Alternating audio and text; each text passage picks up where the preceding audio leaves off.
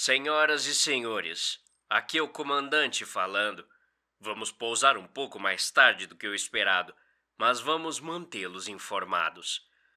A voz do comandante era indiferente, quase entediada, a estática abafando-a e tornando-a quase inaudível. Já perdi a conta de quantas vezes ouvi essas palavras. Era só uma viagem de negócios, mais uma chatice. Eu só tinha que aguentar uma conferência corporativa sem graça. Todo mundo falaria o que era esperado, o resto de nós ia concordar com a cabeça e todos iríamos para casa. Eu só quero ir para casa. Estou revivendo o dia na minha cabeça repetidamente, tentando descobrir onde tudo começou, o que está causando este pesadelo. A longa fila, como um rebanho, passando pela segurança. Vozes irritadas dos agentes da inspeção sobre esvaziar os bolsos e remover itens das malas, passando por um labirinto de turistas desajeitados tentando encontrar o portão certo, vendo todo mundo embarcar antes de mim e finalmente sentando no meu assento claustrofóbico entre dois estranhos. Foi horrível, mas foi normal. Era como deveria ser. O sol estava se pondo sobre a cidade. Era a primeira vez que eu viajava nesse horário. O vidro da janela do avião, brilhando com aquela imagem linda, animou meu espírito o suficiente para tornar a decolagem atrasada mais suportável. Então, o avião se contraiu, como um músculo se preparando para o esforço. Ele disparou para frente, me empurrando de volta para meu assento. Inclinamos para trás como uma cadeira de dentista e subimos nas nuvens que escureciam rapidamente. A cidade era linda, parecia quase viva. A princípio, pensei que a companhia aérea tinha colocado algum tipo de película nos vidros, pois pela primeira vez o pôr do sol era verde, com artérias serpenteantes carregando ao redor, fluindo sem parar. Fui tirado da minha concentração na vista por causa da demonstração de segurança das comissárias de bordo, a qual fingi educadamente prestar atenção. Então, encostei a cabeça no assento. Meu estômago embrulhou. A parte de trás da minha cabeça bateu no assento quando o avião tremeu, repentino e violento, como se o chão tivesse caído debaixo de nós. Meus dentes bateram, uma dor aguda passando pela minha mandíbula. Um coro de suspiros e gritos explodiu ao meu redor, engolido instantaneamente pelo rugido ensurdecedor dos motores. Então, veio o som, um grito metálico, como se o próprio céu tivesse se aberto, a estrutura do avião tremendo tanto que pensei que ia se despedaçar. Por uma fração de segundo, as luzes da cabine se apagaram, mergulhando-nos no breu, e naquele instante eu tinha certeza de que estávamos caindo. Meus órgãos se contorceram, sem peso e errados, tão rápido quanto apagaram. As luzes voltaram. Os motores se estabilizaram. Ainda estávamos no ar, ainda voando como se nada tivesse acontecido. Os passageiros estavam pálidos, agarrados aos apoios de braço, mas ninguém falou nada. Fiquei com uma dor surda no crânio. O comandante fez um anúncio. Pedimos desculpas pelo ocorrido. Estamos passando por uma turbulência bem forte, mas deve acalmar em breve. Vamos pousar um pouco mais tarde do que o esperado, mas manteremos todos informados. Suas palavras me tranquilizaram o suficiente para soltar as unhas que eu quase usei para rasgar os apoios de braço. Olhei ao redor, mas a maioria das pessoas já havia voltado ao seu torpor sonolento, seja em seus celulares, assistindo às telas na parte de trás do assento à sua frente, ou tentando dormir. Olhei pela janela, e esta É a primeira vez que consigo me lembrar de algo estranho. Estávamos indo para o sul. Para o sul. No entanto, eu, sentado perto da asa direita do avião, podia ver a costa bem abaixo de mim. Não estávamos indo na direção errada? Dei de ombros. Com certeza, isso era apenas parte de atingir a altitude, e o piloto nos viraria para o sul em breve. Pelo menos assim pensei. Outro ataque de turbulência, menos violento dessa vez, mas o suficiente para acordar o bebê atrás de mim e iniciar aqueles gritos horríveis e estridentes. Qualquer esperança de descanso havia desaparecido assim que esses gritos do bebê começaram. Suspirei e inclinei a cabeça para poder observar as luzes abaixo. Havia menos agora que tínhamos ido mais longe da cidade, mas ainda podia vê-las se mover como pequenas formigas fluorescentes pelas finas raízes de asfalto. Isso me trouxe um pouco de paz, a ideia de que a vida estava acontecendo lá embaixo. Mas, à medida que os minutos passavam, as luzes eram menos frequentes. Vi um aglomerado de luzes, um bairro ou algum outro complexo, talvez. Então, outras em movimento. Carros. Cada vez menos, até que eu só visse uma única luz ocasional.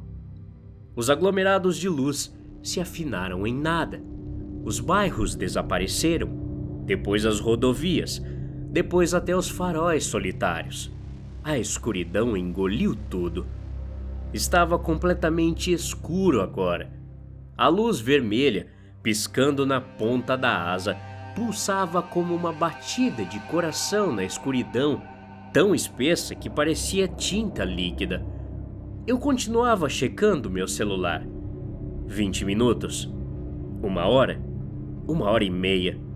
Deveríamos ter pousado, mas em vez disso, eram sempre as mesmas palavras do comandante, repetidamente, me irritando a todos. As comissárias de bordo passavam fileira por fileira, oferecendo comida e bebida às pessoas para acalmá-las. Recusei. Voar sempre perturbou meu estômago, mas perguntei à comissária o que estava acontecendo. Seu sorriso era falso, uma fachada de hospitalidade, quando ela respondeu: "Pedimos desculpas pelo atraso. Vamos pousar um pouco mais tarde do que o esperado, mas vamos mantê-los informados." Suas palavras eram doces como fruta podre. E mais alguma coisa. Era difícil distinguir, mas sua voz carregava uma leve estática, como se ela estivesse falando por um rádio escondido sob sua pele. A comissária voltou sua atenção para os passageiros atrás de mim e continuou andando pelos corredores. É difícil para eu dizer quanto tempo já se passou. Muito mais do que qualquer atraso poderia justificar. Tenho certeza de que já deveríamos ter ficado sem combustível. Mas o zumbido dos motores continua. Nem parece que estamos nos movendo mais. É como se apenas estivéssemos suspensos na escuridão. Havia sussurros, confusão, até raiva. Algumas pessoas exigiram falar com o comandante, mas a porta permaneceu trancada. Não importa o que tentassem. As comissárias não se incomodavam em impedir. Elas apenas observavam com sorrisos imóveis. A única resposta foi outro anúncio. "O sinal de cinto de segurança foi ligado, pessoal. Por favor, voltem para seus assentos. Vamos pousar um pouco mais tarde do que o esperado, mas vamos mantê-los informados." Depois de um tempo, a maioria das pessoas se resignou a uma espécie de aceitação silenciosa diante a impotência da situação. Mas nem isso durou. Há algum tempo, comecei a notar alguns dos outros passageiros, os que estavam perto das janelas. Eles se inclinaram para frente, pressionando o rosto contra o vidro, olhando para baixo, olhos fixos na escuridão abaixo de nós. Isso me lembra pescadores espiando na água lamacenta, esperando que algo se mexa. A curiosidade me corroeu e deixei meu olhar seguir o deles. No começo, não havia nada, apenas a luz vermelha da asa piscando contra o preto. Então, bem na borda do brilho, a escuridão pareceu se mover. Não como nuvens. Era algo mais pesado e mais deliberado. Algo flutuou para cima, apenas por um instante.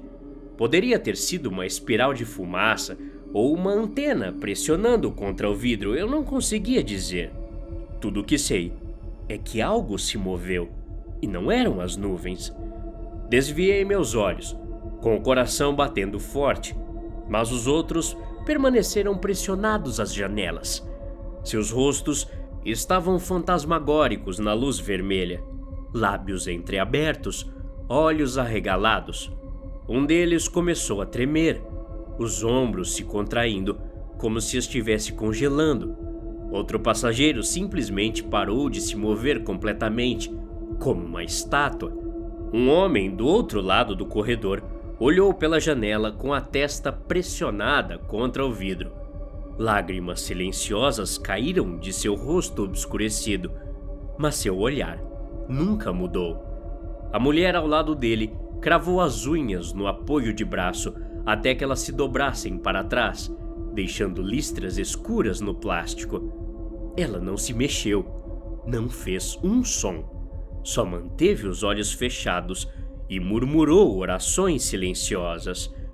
Tentei não olhar mais para fora, mas os movimentos continuavam puxando meu olhar. Cada flash mostrava mais do que o último. Figuras impossivelmente agarradas ao avião, formas incompreensíveis se arrastando mais perto sobre a asa, membros que se dobravam errado, bocas demais abrindo e fechando repetidamente em silêncio. A escuridão não estava mais os escondendo.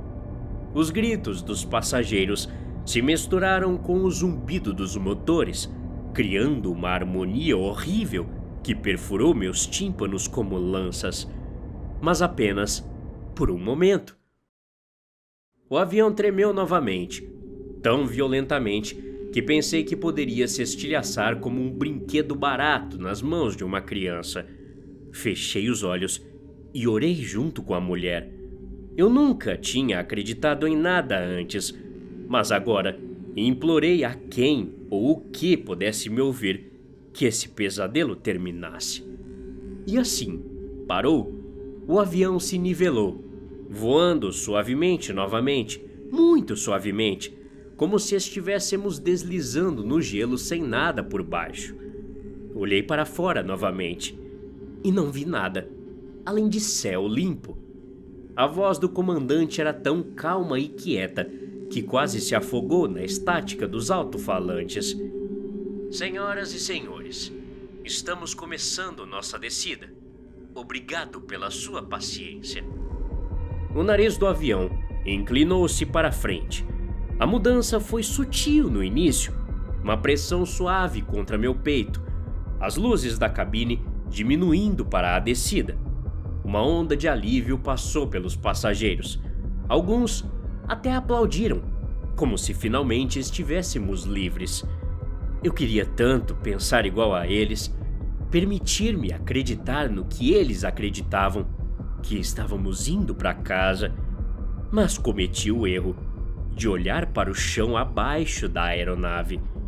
O que esperava abaixo não era a terra e não era o céu, não era nada que devesse existir. Formas se contorciam na escuridão, vastas e irregulares, como uma cidade de facas construída de dentro para fora. Elas se contorciam sobre si mesmas como arquitetura viva, cada pedaço daquele chão, com rostos, milhares, milhões, todos gritando, sem som, enquanto se dobravam e desdobravam. A pulsação vermelha da luz da asa revelou vislumbres, uma maré de corpos caindo sem fim, suas bocas abertas em gritos inaudíveis, torres de carne empilhadas como andaimes, asas que se esticavam, quebravam e se consertavam tudo no mesmo momento. Eu não conseguia dizer onde a paisagem terminava e os corpos começavam. No começo, pensei que os rios de corpos eram tudo o que havia, uma corrente interminável dos condenados caindo sem fim. Mas então, vi um movimento que não pertencia a eles. Formas deslizando contra o fluxo, rastejando sobre a massa com um propósito. Foi quando percebi que eles não estavam sozinhos lá embaixo. Entre eles estavam o que só posso descrever como monstros. Alguns eu reconheci das asas do avião, coisas amorfas de carne e osso. Outros pareciam improvisados a partir de formas que eu quase conhecia, conchas que se abriam em dentes, pernas como antenas terminando em garras, asas escorregadias com escamas. Eles flutuavam, corriam, escorregavam entre os rios de pessoas, alimentando-se sem pausa, afundando presas nos rios de corpos, puxando-os para fora em fluxos trêmulos de sangue. Não estávamos pousando, estávamos afundando, canalizados como oferendas em uma garganta que nunca se fecha. Já quase chegamos lá. Se alguém vir isso, por favor, me leve para casa. Por favor, me salve. Um momento atrás, o interfone foi ligado pela última vez. A voz do comandante era suave, certa, sem estática alguma. Senhoras e senhores, obrigado pela sua paciência. Chegamos. Até a próxima. Obrigado.